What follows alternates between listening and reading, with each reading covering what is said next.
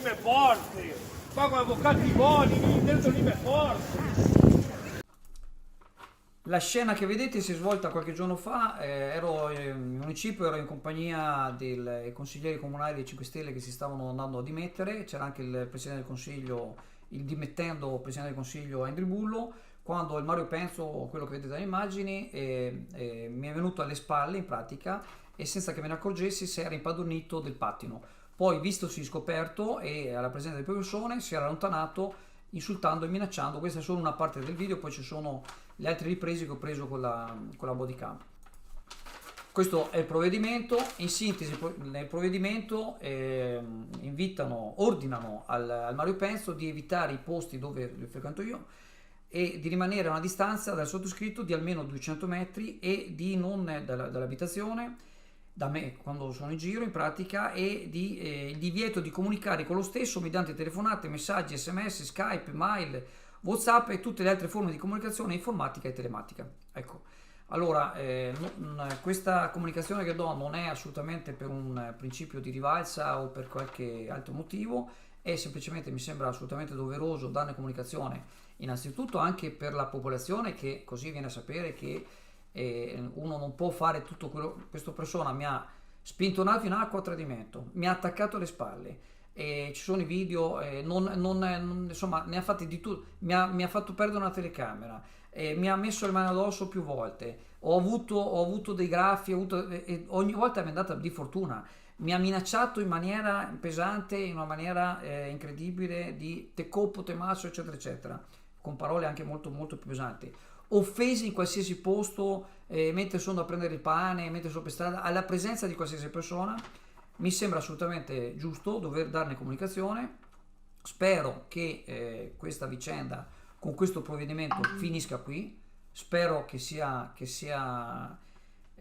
diciamo che chi ha un po' di senno in testa capisca che è ora di smetterla, ed è anche un segnale che voglio mandare ad altri soggetti che stanno perseguendo la stessa strada del Mario Penzo in altre forme, ma che ho già denunciato. Una di queste l'ho già denunciato, ma adesso andiamo avanti con le altre denunce, con gli altri atti legali, e concludo ringraziando ovviamente di cuore i carabinieri della caserma di Chioggia, che veramente si sono dati da fare, perché non è così facile riuscire ad avere un provvedimento del genere in poco tempo. D'altra parte c'erano tutti i presupposti, c'erano delle minacce incredibili, il soggetto è quello che è, quindi insomma mi sembra che per il momento è tutto. Spero vivamente che non ci saranno ulteriori aggiornamenti.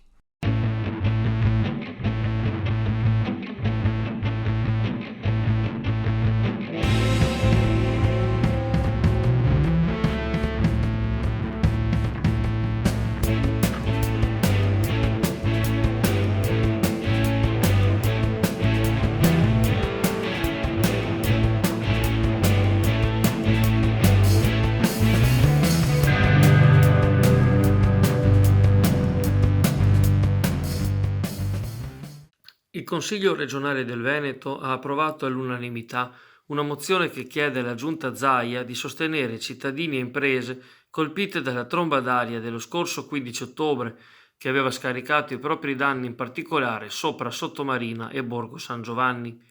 Finalmente è stata discussa la prima mozione della legislatura, spiega il promotore Jonathan Montanariello, presentata ormai il 21 ottobre scorso, all'indomani del fatto atmosferico. Speriamo che adesso arrivino in tempi brevi anche le risorse a sostegno della città. Si tratta di un testo sostenuto dal gruppo del Partito Democratico e dalla consigliera Erika Baldin del Movimento 5 Stelle, modificato in corso d'opera, d'accordo con l'assessore regionale alla protezione civile Giampaolo Bottacin, dal momento che nel frattempo la regione aveva dichiarato lo stato di crisi. Per noi, conclude Montanariello, pungolare la regione o il governo non fa differenza.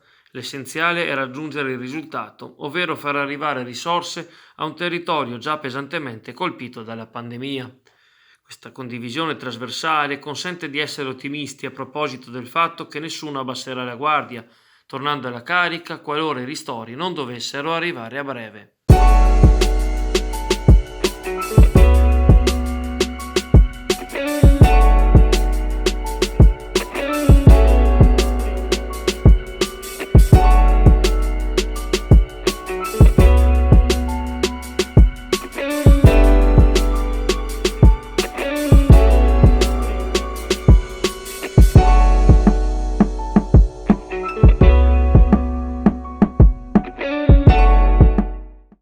Quinta puntata dell'Osservatorio elettorale di Chioggia Azzurra, al culmine di una settimana molto intensa per la politica chioggiotta.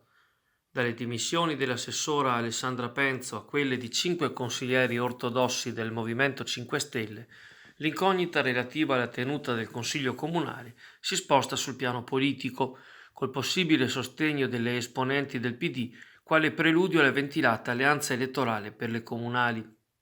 Era stata proprio l'assessora dimissionaria, assieme all'ex consigliere Daniele Padoan, a raccontare le modalità con cui il 2 dicembre scorso, come anticipato da Chioggia Azzurra ancora il 20 dicembre, era pervenuto alla scelta dell'alleanza. 2 soli voti di margine, con il coinvolgimento finora non smentito degli assessori non politici, ovvero non iscritti a Rousseau, che mai prima erano entrati nelle decisioni costituenti del movimento. Se PD e il Movimento 5 Stelle stanno ancora trattando, al tavolo, segnala Alessandra Penzo, sarebbe seduto anche il vice sindaco Marco Veronese. L'unica forza uscita finora allo scoperto è Energia Civica. La lista, costituita sulla scorta dell'esperienza del comitato No GPL, si è presentata venerdì scorso a Palazzo Goldoni, annunciando qualche nome dei propri compagni di strada e fornendo un metodo partecipativo che ricorda vagamente gli albori dello stesso Movimento 5 Stelle. Ha colpito, in tale occasione, l'ipotesi forse utopistica lanciata da Maria Rosa Bosco-Locchio di un programma di buonsenso e di cose da fare condiviso tra tutte le forze politiche cittadine, esplicito riferimento all'esperienza romana che ha portato alla formazione del governo Draghi, ma è difficile riprodurre nel contesto agonistico di un consiglio comunale le stesse condizioni. Oltre, va da sé, alla difficoltà di individuare a Chioggia una figura manageriale di analogo spessore e che sia pure disponibile. Sul fronte destro tutto tace in attesa di una risposta in tal senso, questione pure anticipata una settimana fa da Chioggia Azzurra, ma se è vero che gli incontri avvenuti finora hanno coinvolto la Lega, che espone sempre Fabio Nordio, assieme a Fratelli d'Italia e a Forza Italia, pare che Chioggia Viva si stia chiamando fuori, disimpegnandosi per stare alla finestra. La Civica, capace di esprimere nel 2016 la candidata sindaca Marcellina Segantin, è costituita da molti esponenti delle categorie d'impresa che con questi chiari di luna ripiegano sulla propria attività.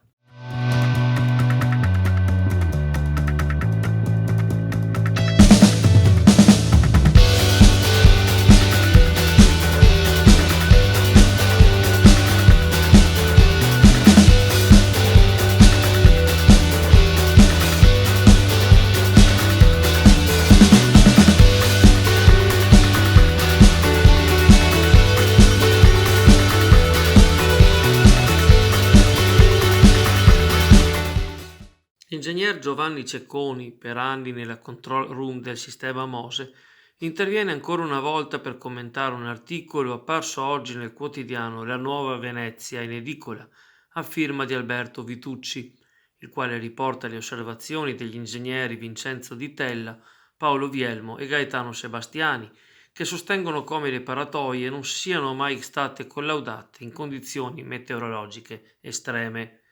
I 3 tecnici sono stati artefici circa 15 anni fa di un progetto definito Paratoie a gravità, portato all'attenzione dell'allora governo Prodi e poi bocciato.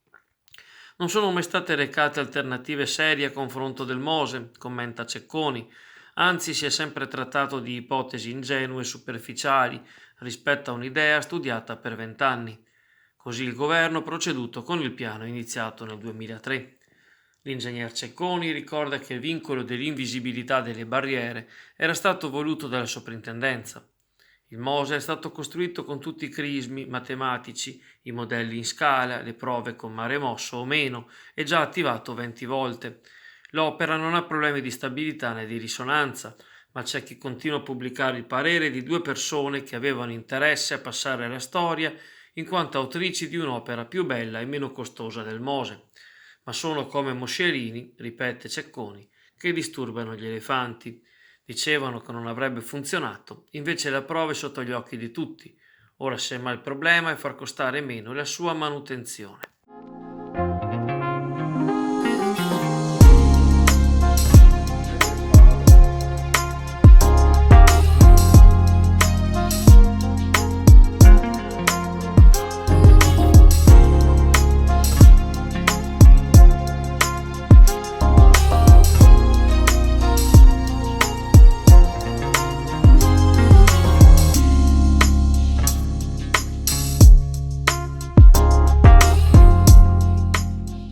Sono trascorsi 15 lunghi anni prima di vedere scritta la parola fine al passaggio di proprietà dell'Isola delle Grazie dall'ULSS 12, all'epoca della vendita l'ULSS 3 Serenissima si chiamava ancora così, alla GS Investment, riconducibile a Giovanna Stefanel. 3 lustri di battaglie legali, ricorsi e controricorsi che avevano tenuto in uno stato di incertezza continua l'aggiudicazione definitiva del gioiello della laguna, a pochi metri dall'isola di San Giorgio. Nei giorni scorsi è arrivata invece la sentenza unica, con cui la prima sezione civile del Tribunale di Venezia ha chiuso tutti i contenziosi in atto, assegnando in via definitiva la proprietà dell'isola al gruppo immobiliare. Già all'epoca della vendita, nel 2006, i piani per l'Isola delle Grazie o di Santa Maria della Cavana erano chiari: bonificare i terreni ed erigere un lussuoso resort in mezzo alla laguna, pronto a ospitare facoltosi visitatori da tutto il mondo. Un destino analogo a quanto accaduto alle vicine isole di San Clemente e Sacca Sessola, ribattezzata col più accattivante appellativo di Isola delle Rose. Ma se il mondo è certamente cambiato negli ultimi 15 anni e in particolare nell'ultimo, non lo sono i piani di sviluppo per Venezia. Nemmeno la pandemia sembra aver rallentato la proliferazione di nuovi alberghi in laguna, rendendo così difficile immaginare un futuro diverso anche per le Grazie. L'isola artificiale che fu dapprima, nel XIII secolo, ricovero per i pellegrini provenienti dalla Terra Santa, poi convento fino all'arrivo di Napoleone, dunque polveriera e infine sede di un ospedale per le malattie infettive.